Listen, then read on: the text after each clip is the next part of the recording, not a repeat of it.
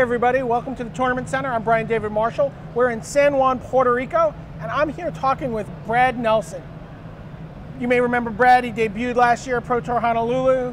Last week he won Grand Prix Washington, D.C. And this week, after getting off to a tiny bit of a rough start, he started the tournament 0-1.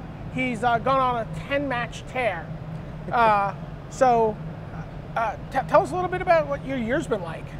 It's been crazy. Like, I played Magic for so long, and I almost got out of the game, and then I won my PTQ, and the last year's just been unreal. Like, I've seen so many places that I never had a chance to go to, and just spending weeks in one place with people, and then, you know, saying, all right, I'll see you in the next location in 4 days, you know.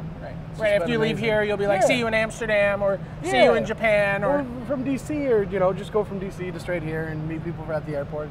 It's just so much fun. You've become you have a weekly column about Magic now. Yep. You might be able to find the URL for it somewhere maybe. if you look around a little bit. How's that been? It's been great. I love writing. At first I was a little nervous. I wasn't too good of a writer at the time, but it's been picking up. I've got a good fan base, and I love writing for people. Helping people with the game is it's an opportunity I never thought I'd get. Well, it's one of my favorite columns every week. But if you want to help people with the game, let's talk a little bit about draft. You 6-0'd draft this weekend. You were 7-1 at the end of day one. So we go into day two. We have another draft to do, and you open up this pack to start the event. Tell me what you're looking at here, and what cards you ended up picking. All right. Well, the big ones you look at are Vendetta, Crusher, Shatterskull, and Dongle and Volker. But there's really only two first picks in the pack. It's Vendetta and Shatterskull. But I went with Vendetta because you get very limited removal in this format, especially at a high-level event. And you just need your removal spells, and it deals with him, and taking 3 to 6 isn't even that big of a deal. And Lord of Shatterskull is a bomb, right? I mean, it should not be construed as anything other than a bomb. No, it's ridiculous. Like, you take this out of the pack, it's just a windmill slam card.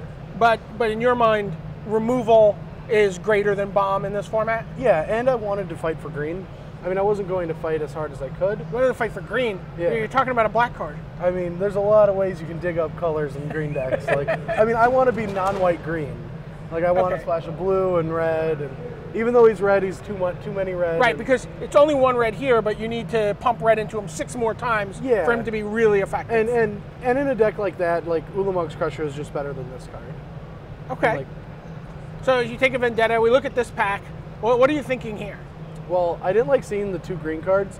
So we have an Aura Gnarlid, which is a card that is a lot of people want to be green for this card. Yeah, and in the deck that I was trying to draft, I don't want any Aura Gnarlids. I mean, he's okay in the deck, but Wildheart Invoker. Like the Artisan of Kozilek? Yeah, Artisan of Kozilek is like the most green card in this pack, in my opinion.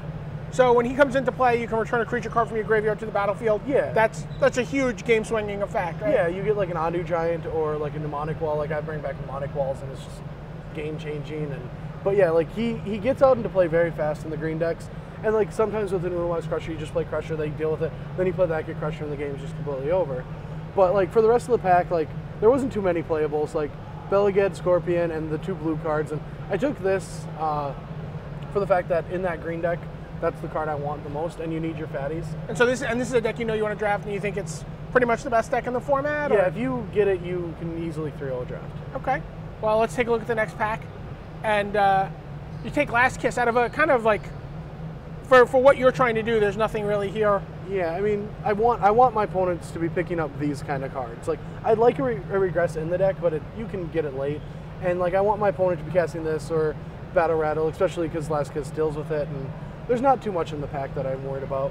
Now, you're talking about green. How do you like Might of the Masses? I really only want like 8 creatures in the deck, like 8, 9 maybe. Like, it's not that good. I don't even want Cosmic Predators. Nest Invader's not playable in it.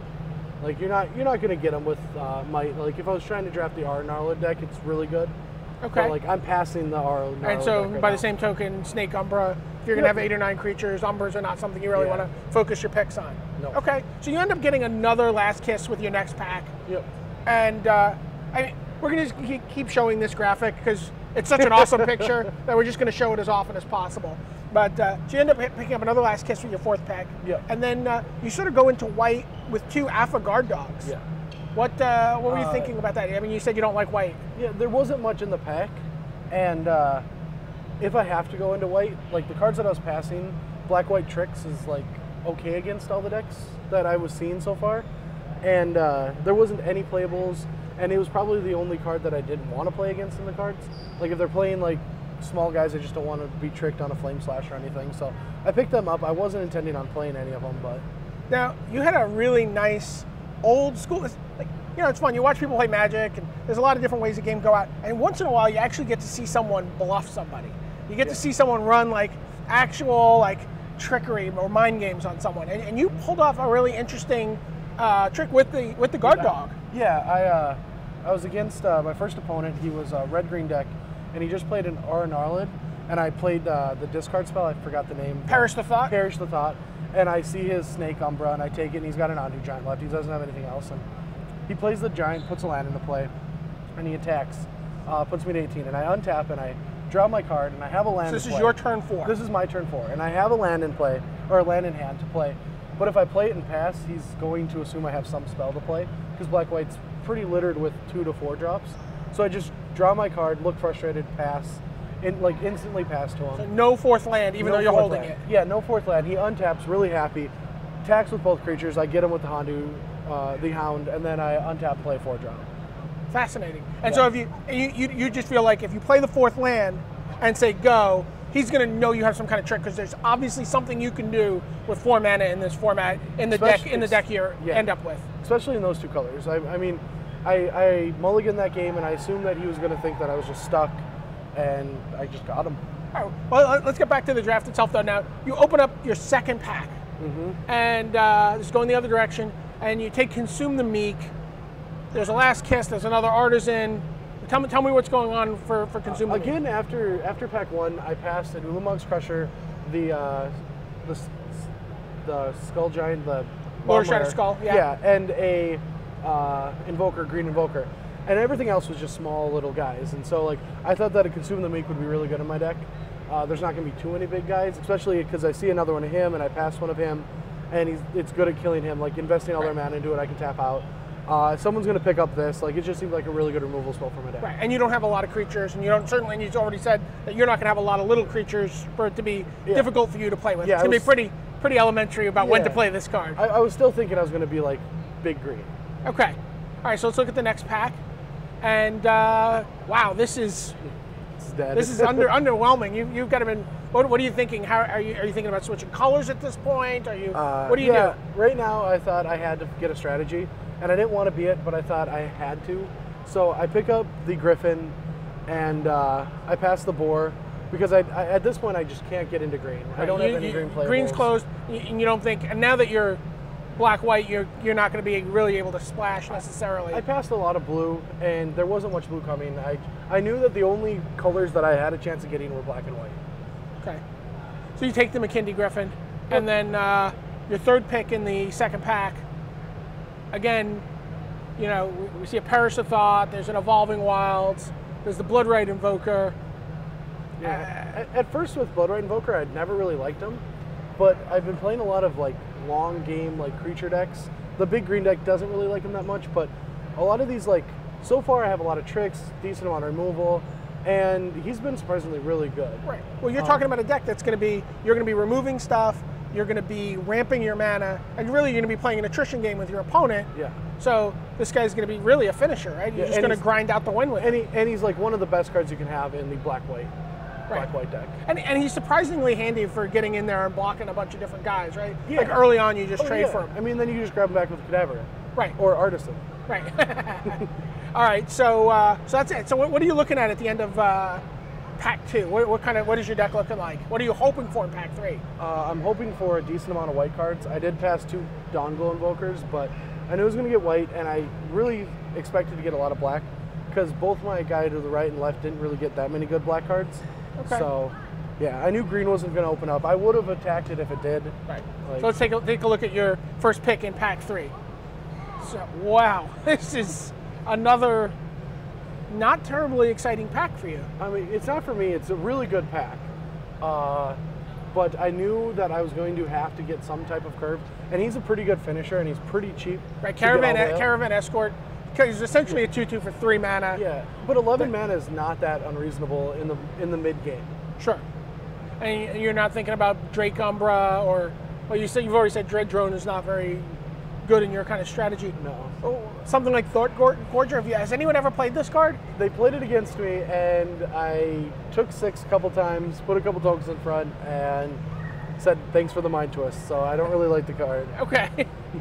Okay. So you take the Caravan Escort, and then, another Artisan of Kozilek. Yeah, it really hurt to see this, and I ended up not. So Gigantomancer and Cadaver Imp have got to be the other cards you're really considering in this pack? Yeah, I mean, it hurt because I took the Artisan thinking I needed the fatty, but I ended up only playing 1. I was a little frustrated at this point. I don't like High Number in the deck. And I already had 1 +3/+3 for 5. I forgot the name. But I really should have took the Cadaver Imp, even though it tabled back, so I'm not too... Well, that's nice. Yeah. And also it's interesting, just to give you an idea of how good Artisan of Kozilek is, right? It's comparable in cost to the Hand of Emrakul, but the stats are just completely ridiculously out of line. Hand of Emrakul is not playable. Right.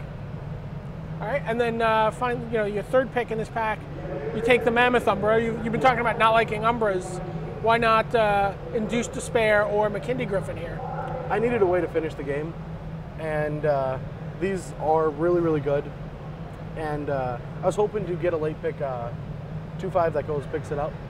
And I just felt like I needed a way to win. Like, I didn't have many creatures, didn't have much power on the board, and I already had a Griffin, and I needed something put on it and just start attacking. All right.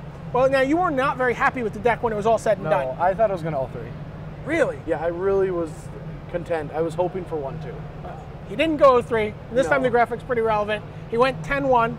You went 0-1, 10-0. You 6-0'd your draft portion. Yep.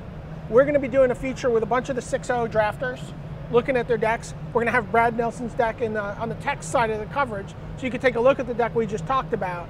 In the meantime, we got to get this guy back to his match. But you should take a look at my first draft. That was a fun one. That one's really good? Yeah. A better example of what you want to do in this format? I had 0 ways to kill my opponent except for 2 gelatinous Gelatinous Genesis. Yeah, gelatinous Genesis. And my opponent cast Blockworm against me in a top deck war, and then I made 7 of them once. So I really like that deck. 49 coming at you? Yeah. Excellent. It was a lot of fun. Well, continued good luck this weekend, Brad. Signing off for Brad Nelson, this is Brian David Marshall from the Tournament Center. Thank you.